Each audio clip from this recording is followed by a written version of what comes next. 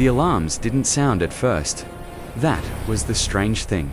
For years, the Empire had relied on its warning systems, deep range scanners, gravity wave nets, quantum eco-sweeps. Nothing ever slipped through. Nothing ever surprised them. But on this quiet rotation, when the sky over the Imperial command spire should have been calm, every officer felt something different. A pressure, a heaviness in the air. As if the world itself was holding its breath. Commander Rallen noticed it first. He stood at the edge of the great command balcony, fingers tapping the metal railing in a small, distracted rhythm he didn't realize he was doing. "Why is the sky dimmer?" he muttered. His deputy, a younger officer named Cerise, glanced up. "Sensors show normal daylight, sir." Rallen shook his head. "No. Something feels off." Moments later, the lights across the command hall flickered just once, barely a heartbeat long, but enough for everyone to stop mid-dash movement. Then all the scanners died. Every single one. Panels went dark. Holofeeds collapsed into static. Officers sat frozen, hands hovering over controls that suddenly meant nothing. "Reboot the grid," someone shouted. "It's not responding. Try the fallback. It's gone. Everything's blind." Voices rose, overlapping, panicked. The command hall felt too small, like the walls were inching inward. Rallen forced himself to breathe slowly, steadying his voice. "Calm down. Systems don't fail." Without a tremor rolled through the air. A deep, low vibration that rattled the glass of the balcony rail and set drinks on desks, trembling. The sky outside darkened further. Clouds twisted into shapes that didn't belong, spirals, rings, fractures of light, and then, without warning, they appeared. Not emerging. Not arriving. Not traveling, just there, as if reality itself had taken a breath and breathed out a fleet, massive angular warships, dark and silent, hanging in the sky above the capital. Human warships. Raylan's voice cracked as he whispered. They materialized out of nothing. The Empire's worst nightmare had just begun. No one in the command hall spoke for a full breath. Even the alarms, which should have been screaming by now, stayed stubbornly silent. It felt wrong, like sound itself was afraid to interrupt what hung in the sky. The human warships drifted with impossible calm. No engine glare. No heat bloom. No gravity disturbance. They didn't behave like ships at all. More like shadows given metal. Commander Rallen stepped closer to the glass, his chest tightening. "Tell me you see any signature. Any at all." Sura swallowed hard. "Nothing. It's like they bypassed every layer of physics."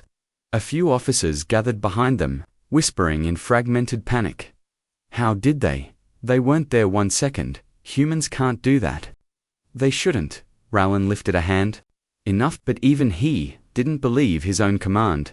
His hands trembled slightly at his sides, and he hid them behind his uniform. Small human habits, nervous ones he never quite erased from himself. Across the hall, a young analyst named Vesk hesitated before speaking. "Sir, I don't think we're dealing with simple stealth." Rallen turned. "Explain." Vesk looked at the ships as if afraid they might hear him. "These vessels, they didn't arrive. They were placed. Placed. By what? I don't know. But if humans can do that, then." The lights flickered again, and this time, the sound returned. Not alarms.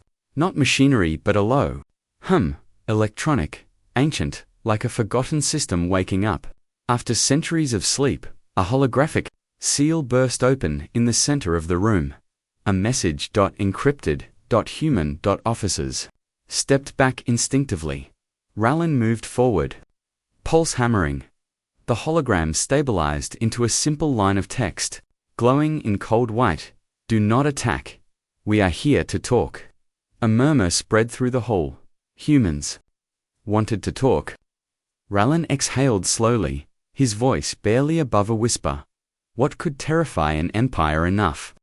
That humans would arrive like ghosts just to speak. The question lingered like smoke, and no one had an answer. Rallen stared at the glowing text for several seconds, trying to understand what he was seeing. Humans, those unpredictable, once-isolated beings, had appeared with a fleet large enough to block out the clouds, yet their first words were a request to talk. It made no sense. Empires that held overwhelming power didn't ask. They demanded. Ceres leaned closer to the projection, her voice low. Sir, should we answer? Rallan didn't reply immediately. He felt the eyes of the entire hall resting on him. Officers shifted nervously, some tapping fingers against consoles, others chewing the inside of their cheek or wringing their hands, small habits returning under pressure. Vesk approached cautiously. If they wanted to attack, sir, we'd be dust already. That much was true. The silence outside felt like mercy. Temporary mercy, Rallan finally said. Open a channel. Visual only. Trying. Ceres whispered, tapping commands that used to be familiar, now suddenly clumsy under fear. They're not accepting standard requests, then send our own message, Rallan said. Keep it simple. A second hologram formed beside the first. State your purpose. Nothing happened at first. The human ships remained still.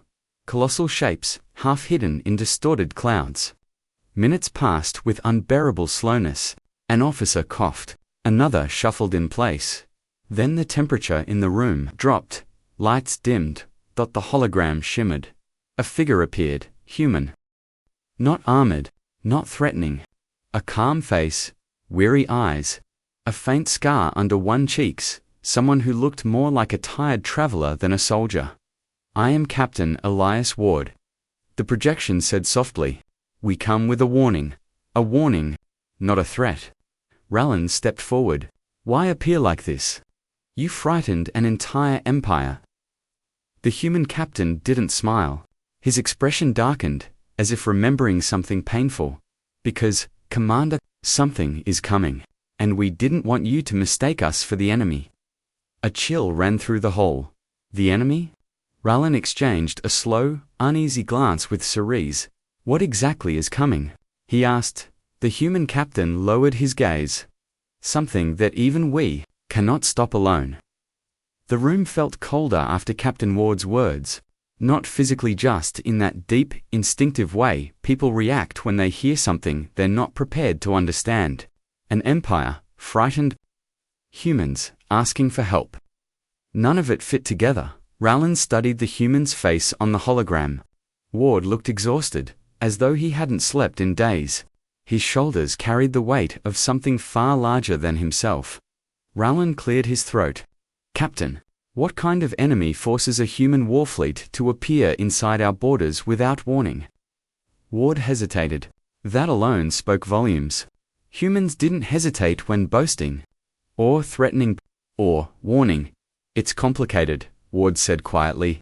But you need to understand, this first what's coming doesn't care about borders, empires, or species. Ceres frowned.